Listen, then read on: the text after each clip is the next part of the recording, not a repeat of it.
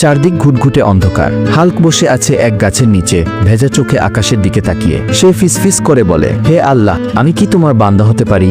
একদিনের গল্প এটা।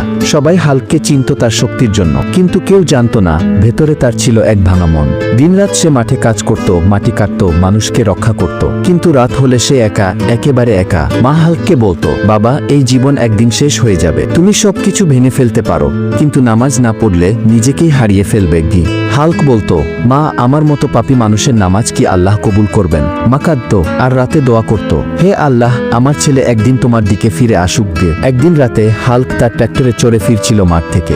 হঠাৎই একটা বজ্র নেমে আসে তার সামনে। সে সামলাতে পারে না, ট্রাক্টর উল্টে যায়। সে অজ্ঞান হয়ে পড়ে। চোখ খুলে দেখে তার চারপাশে কিছুই নেই, শুধু নীরবতা। এক বাচ্চা তার পাশে পানি ধরে রেখেছে। সে বলল, হাল্ক ভাই, আপনি এখন নামাজ পড়েন না কেন?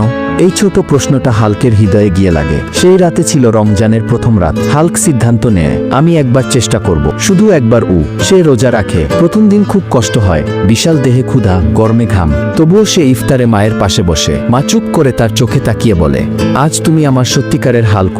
দিন পেরোয়, রাত আসে। হাল্ক এক রাতে মসজিদে যায়। লোকজন ভয় পায় প্রথমে, কিন্তু সে নম্রভাবে বলে, আমি শুধু নামাজ পড়তে চাই। সে সেজদায় যায়, তার কাঁধে মাটি, হাতে ঘাম, চোখে অশ্রু। সে বলে, হে আল্লাহ, আমি জানি না কিভাবে দোয়া করতে হয়, কিন্তু আমি ফিরতে চাই, আমি তোমার হতে চাই, আমি বদলাতে চাই। ২-৭তম রমজানের রাত। হাল্ক আবার আসে মসজিদে। এইবার সে কুরআনের শব্দে কাঁদে। তার মতো বিশাল দেহ থেকে যে কান্না বের হয় তা শুনে পাশের শিশুটাও কাঁদে। ঈদের দিন হাল্ক মসজিদে জামাতে যায়, পরনে সাদা লুঙ্গি, মাথায় টুপি। লোকেরা তাকিয়ে থাকে অবাক হয়ে। এক শিশু এসে জিজ্ঞেস করে, আপনি কি হাল্ক ভাই? সে হেসে বলে, হ্যাঁ, কিন্তু আজ আমি শুধুই একজন মুসলমান। কি